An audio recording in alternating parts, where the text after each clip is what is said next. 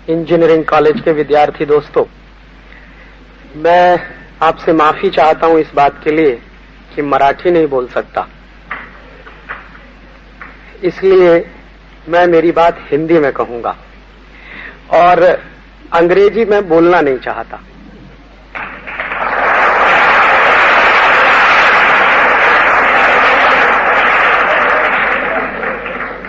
बहुत साल अंग्रेजी बोलता रहा, अंग्रेजी में पढ़ता रहा, लिखता रहा, लेकिन अब कुछ वर्षों से संकल्प लिया अंग्रेजी में काम नहीं करूंगा।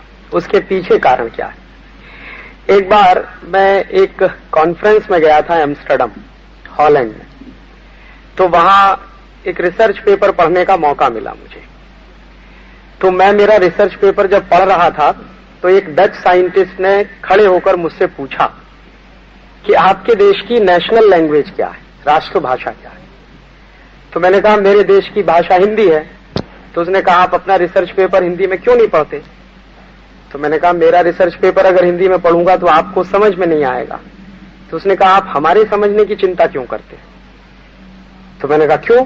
तो उन्होंने कहा आपसे पहले जो साइंटिस्ट आए रिसर्च पेपर पढ़ने के लिए, उनमें से कितने साइंटिस्टों ने अंग्रेजी में पेपर पढ़ा?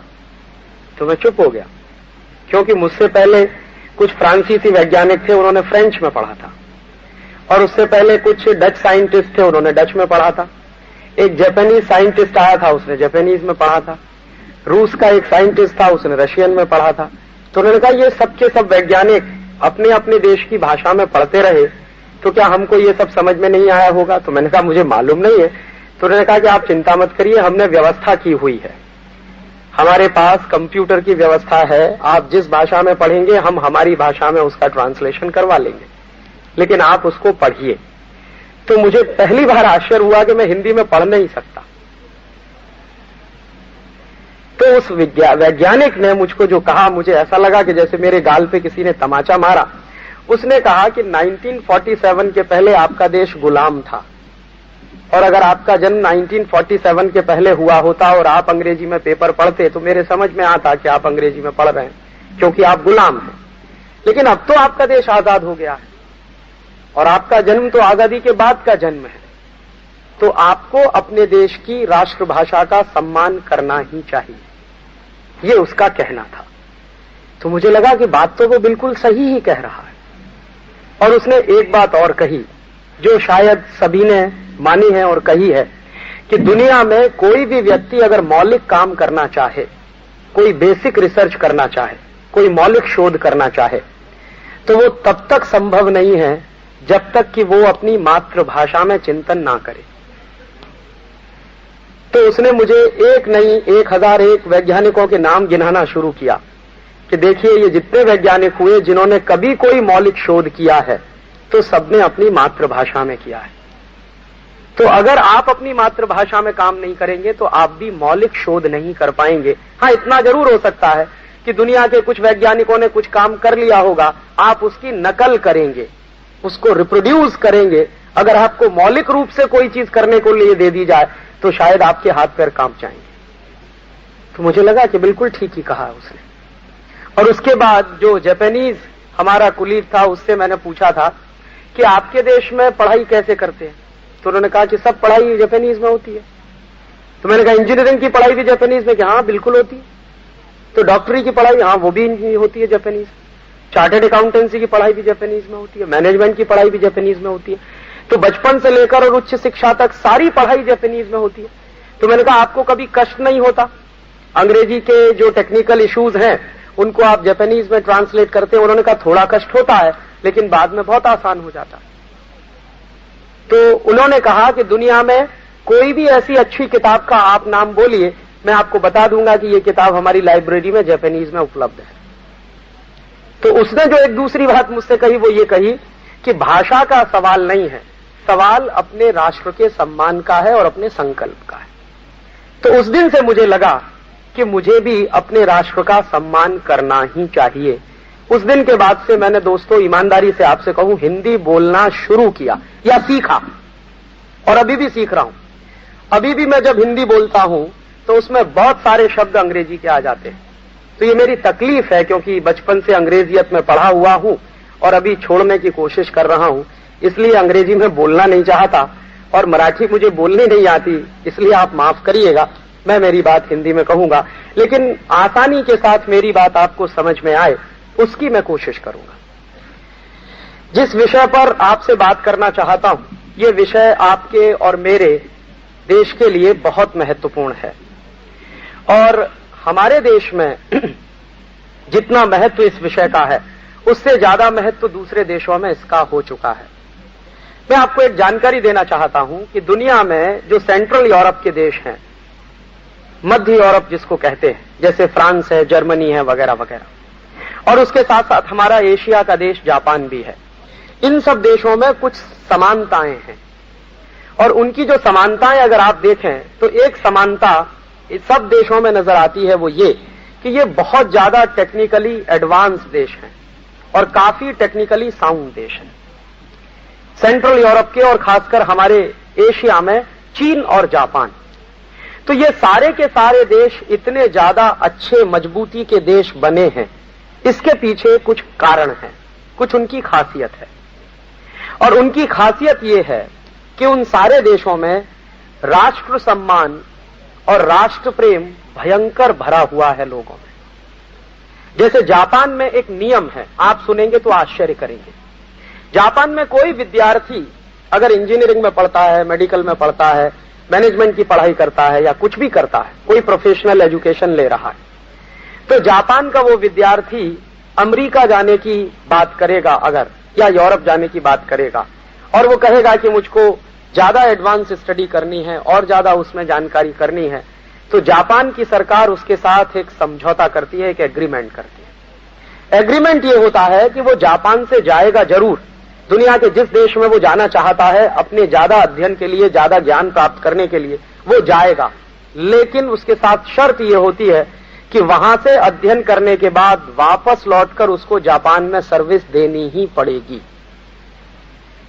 ये नहीं हो सकता कि वो जापान से अमेरिका चला जाए और फिर जापान को भूल जाए और अमेरिका में नौकरी करते करते इतना मस्त हो जाए कि उसको याद भी न रहे कि उसका कोई देश भी है जापान। ऐसा ही फ्रांस में भी है। फ्रांस में जितने सरकार द्वारा चलाए गए इंजीनियरिंग कॉलेजेस हैं या वहां के प्रोफेशनल इंस्टीट्यूट्स हैं, वहां भी इसी तरह का नियम लागू होता कि उनको अपनी सर्विसेज देनी ही पड़ती हैं। अमेरिका में बहुत साल तक ये नियम चलता रहा था। अभी पिछले 3-4 साल से ये नियम थोड़ा सा बदला गया है और इसको ढीला किया गया।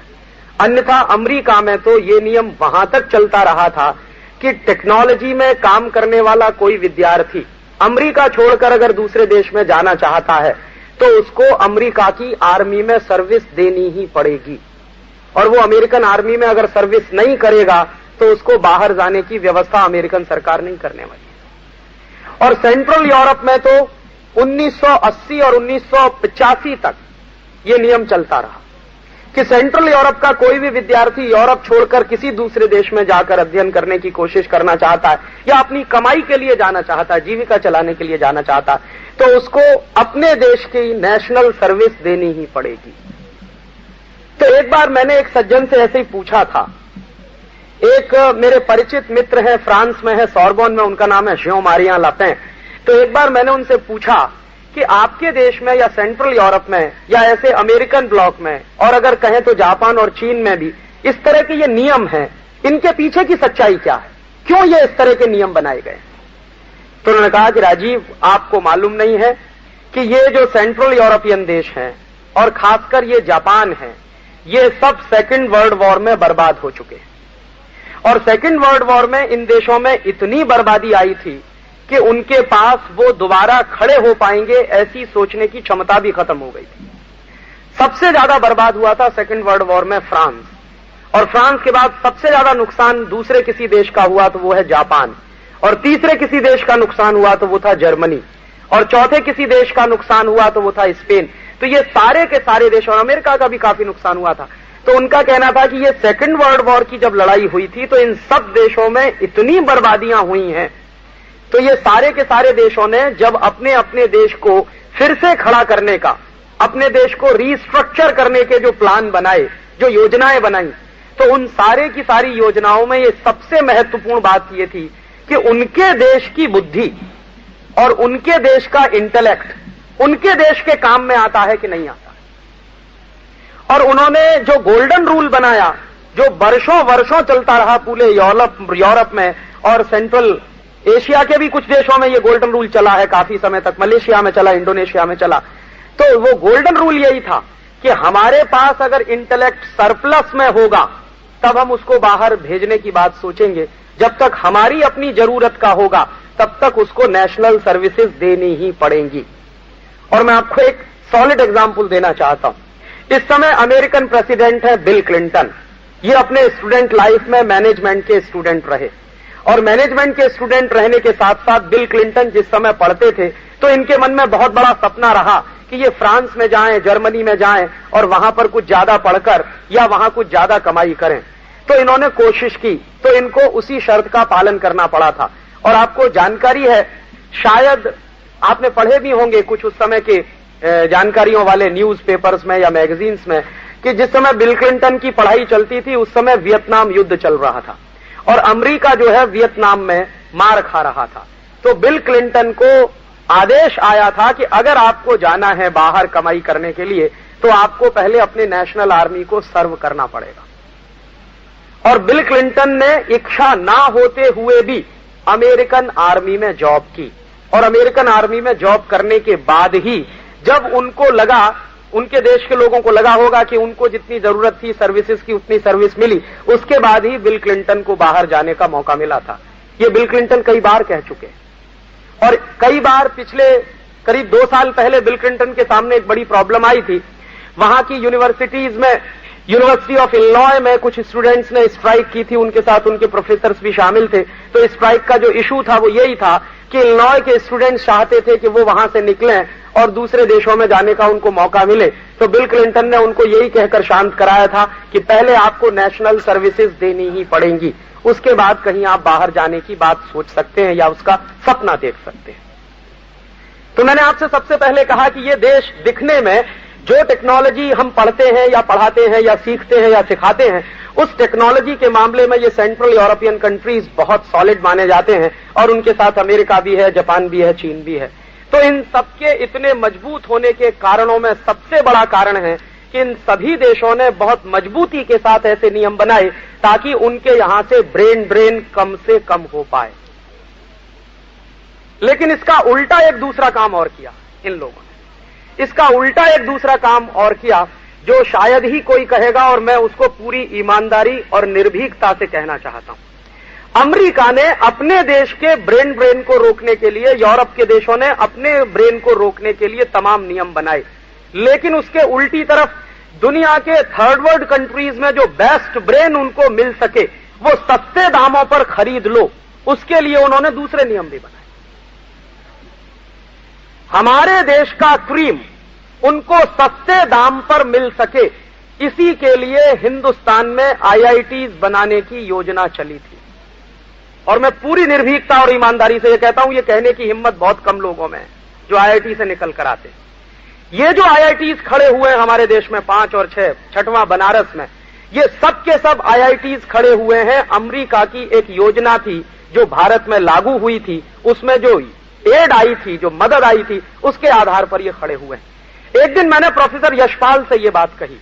प्रोफेसर यशपाल इस देश के बड़े बुद्धिजीवियों में माने जाते हैं और यूनिवर्सिटी ग्रांट कमीशन के प्रेसिडेंट और चेयरमैन रह चुके हैं। एक दिन मैंने कहा, प्रोफेसर साहब, अगर अमेरिका ने यह योजना चलाई थी इस देश में आईआईटीज बनाने की, तो उसके पीछे का रहस्य क्या था? तो उन्होंने कहा, अमेरिका को बहुत सस्ते दाम पर इंजीनियर्स चाहिए। जो इंजीनियर अमेरिका तैयार करे अगर अपने देश में, और उसकी तैयारी पर जितना खर्च आए, उससे 1/6 खर्च में वो इंजीनियर भारत में तैयार हो सकते हैं। जितनी पढ़ाई हम करते हैं यहां पर, बीटेक करते हैं, फिर एमटेक करते हैं और हमारे उसमें समय बर्बाद होते हैं, पैसा लगता है। तो अगर हम हमारे समय का कैलकुलेशन करें और उसके साथ साथ अपने नेशनल रिसोर्सेज का कैलकुलेशन करें, तो अमेरिका का यह मानना है, और प्रोफेसर यशपाल ने एक दिन मुझसे कहा कि अगर यही इंजीनियर जो तुम्हारे आईआईटी में तैयार होता है या देश के आईआईटी में तैयार होता है, ये अमेरिका की किसी आईआईटी में तैयार हो, तो 6 गुना खर्च आता। तो बहुत कम खर्चे पर इस देश में इंजीनियर तैयार हो सकता है। और वो इंजीनियर, उसका माइंडसेट पहले से ऐसा फिक्स कर दो कि तैयार होने के बाद वो देखना शुरू करे अमेरिका की तरफ, यूरोप की तरफ। तो एक दिन प्रोफेसर यशपाल से मैंने ये कहा था, मैंने कहा यशपाल साहब एक बात और मुझको बताइए कि फिर तो इसका मतलब यह है कि मुझे डाउट होने लगा है कि जो सिलेबस में पढ़कर आया हूं वो सिलेबस मुझे पढ़ाया क्यों गया? मेरे देश की जरूरत के काम में आने वाला है क्या ये सिलेबस? तो उन्होंने कहा कि शायद नहीं। ये उनका कहना है, क्योंकि वो कमेटी के चेयरमैन रहे जिसने सिलेबस बनाया 2 बार। तो उनका कहना है कि जो सिलेबस तुमको पढ़ाया गया है उसमें से अगर तुम कभी एप्लीकेशन करने की कोशिश करोगे तो शायद 10 या 20% देश के काम आ सकता है। 80% सिलेबस जो तुमको पढ़ाया गया है वो अमेरिका को ध्यान में रख के पढ़ाया गया है, यूरोप को ध्यान में रख के पढ़ाया। तो मैंने कहा आपने तो पहले से ही व्यवस्था कर रखी है कि हम लोग मजबूरी में यहां से भागें। तो उन्होंने कहा कि तुम्हारे लिए व्यवस्था जो की गई है आईआईटी में पढ़ने की, तुमको मालूम है इतने सब्सिडाइज रेट पर तुम बीटेक करके निकलते हो, वहां से एमटेक करके निकलते हो, इतनी कम फीस में तुमको वहां पढ़ाई हो जाती है। तो ये आता कहां से है सब्सिडी? तो मैंने कहा कहां से आता है? कि अमेरिका से आता है। तो अमेरिका से पैसा आ रहा है और अमेरिका के हिसाब का सिलेबस अगर हम पढ़ रहे हैं तो निश्चित रूप से हम उनके लिए तैयार हो रहे हैं। और आप जानते हैं कि आईआईटी से निकलने वाले पोस्ट ग्रेजुएट तो शायद ही एक आध मिलेंगे जो देश में रुकते हैं, ग्रेजुएट रुकते नहीं इस देश में। और कैंपस इंटरव्यू अब जब से शुरू हो गए हैं तब से लाइन लगी हुई है, दनादन यहां से जा रहा है। एक दिन मैंने यशपाल साहब से पूछा कि आपने कुछ कैलकुलेशन किया है देश का क्या नुकसान हो रहा? तो उन्होंने कहा हाँ इतना तो अंदाजा लगता है मुझे। अब मैंने कहा क्या अंदाजा है आपका? तो उनका एस्टीमेट है कि हर साल हम ब्रेन ड्रेन के मार्फत 15 to 20 बिलियन डॉलर लूज कर रहे हैं एवरी ईयर। तो हर साल हम 15 से 20 अरब डॉलर का नुकसान करते हैं जब इस देश का इंजीनियर, इस देश का डॉक्टर, इस देश का प्रोफेशनल मैनेजमेंट का या इस देश का सॉफ्टवेयर का, कंप्यूटर का इंजीनियर देश के बाहर चला जाता है और अमेरिकन इकोनॉमी में खप जाता है। और दूसरी बात मुझे भी समझ में आई, जिन दिनों मैं यूरोप में घूमता था कुछ अमेरिकन ब्लॉक की खबरें भी अंदाजा लगना शुरू हुआ था और काफी मैगजीन्स में वहां की मंगाता रहता हूं ये जानने के लिए। हुआ यह है कि पिछले 15-20 साल में अमेरिकन इंटेलेक्ट में बहुत कमी आई है और उसके कई कारण हैं। उसका सबसे बड़ा कारण वहां के सोशल रिएक्शंस हैं। तो अमेरिकन इंटेलेक्ट बहुत कम हुआ है पिछले 15-20 साल। और आपको आश्चर्य होगा कि पिछले 20 साल से अमेरिकन यूनिवर्सिटीज में जो टॉपर्स निकले हैं वो सब नॉन अमेरिकन हैं। या तो वो एशियंस हैं या तो वो लैटिन अमेरिकन हैं। यूरोपियंस लोग भी नहीं है वहां के टॉपर की लिस्ट में। तो एशियंस लोग वहां टॉप कर रहे हैं या लैटिन अमेरिकन टॉप कर रहे हैं। और पिछले 20 साल से चूंकि अमेरिकन इंटेलेक्ट में बहुत कमी आई है और पिछले 20 साल से अमेरिका में जो टेक्नोलॉजी का काम करने वाले और टेक्नोलॉजी की पढ़ाई पढ़ने वाले स्टूडेंट्स हैं उनमें ड्रॉप आउट परसेंटेज बहुत तेजी से बढ़ गया। अमेरिका की यूनिवर्सिटी ऑफ इलिनॉय की एक मैगजीन, एक जर्नल मेरे पास आता है, त्रैमासिक है, ट्राई मंथली है, 3 महीने में एक बार आता है। उसमें एक स्टैटिस्टिक्स उन्होंने दिया है कि अमेरिकन यूनिवर्सिटीज में जो खासकर टेक्निकल स्टूडेंट्स हैं जो पढ़ाई कर रहे हैं, प्रोफेशनल बन रहे हैं, उनमें से 70% स्टूडेंट्स ड्रॉप आउट होते हैं। सिर्फ 30% स्टूडेंट हैं जो एडमिशन लेते हैं और अपनी आखिरी कक्षा पास करते हैं। माने फर्स्ट ईयर में लिया तो सेकंड ईयर में गए, सेकंड से थर्ड में गए, थर्ड से फोर्थ में गए। तो ऐसे सिर्फ 30% स्टूडेंट्स हैं जो एडमिशन लेने के बाद आखिरी समय में पास आउट होकर निकलते हैं। तो उनके यहां पिछले 15-20 साल में इंटेलेक्ट में भयंकर कमी आई है और उनके जो इंटेलेक्ट की कमी है उसको वो पूरा करने के लिए अपना दरवाजा खोल के बैठे हैं कि भारतीय लोग आ जाएं, चाइनीज लोग आ जाएं, जापानीज लोग आ जाएं या यूरोप के कहीं दूसरे हिस्से से आ जाएं। यूरोप के लोग तो ज्यादा जाते नहीं वहां पे, लैटिन अमेरिका के लोग आ जाएं। और वहां यह भी माना जाता है कि ये भारतीय लोग हैं जो यहां आकर बहुत सस्ते दाम पर काम करने को तैयार हो जाते हैं। उनका इंजीनियर जितनी तनख्वाह मांगेगा उससे 1/3 तनख्वाह में यहां का आदमी काम करने को तैयार हो जाता है, क्योंकि उसने डॉलर देखा नहीं कभी जीवन में। वहां पहुंचने के बाद अगर थोड़ा सा भी डॉलर का लालच मिला तो वो चालू हो जाता है उतने में। और अमेरिकन गवर्नमेंट को क्या फायदा है? तो एक दिन प्रोफेसर यशपाल ही मुझको कह रहे थे कि देखो राजीव, अमेरिकन गवर्नमेंट एक साल में जो क्रीम खींचती है एशिया से, लैटिन अमेरिका के देशों से, तो अमेरिकन गवर्नमेंट जो क्रीम खींचती है एशिया और लैटिन अमेरिका से, अगर यही क्रीम अमेरिका को अपने यहां प्रोड्यूस करनी पड़े तो अमेरिकन गवर्नमेंट का कितना खर्चा होगा? तो उनका कहना है on an average American government का एक साल में 150 से 200 बिलियन डॉलर का खर्च होगा, जो उनको बहुत सस्ते दाम पर मिल जाता है। तो हम लोग हैं दोस्तों, पढ़ते यहां हैं, मेहनत यहां करते हैं, खाते यहां की हैं, और जो भी तकलीफ होते हैं वो यहीं है, और बजाते हैं फिर जाके अमेरिका की।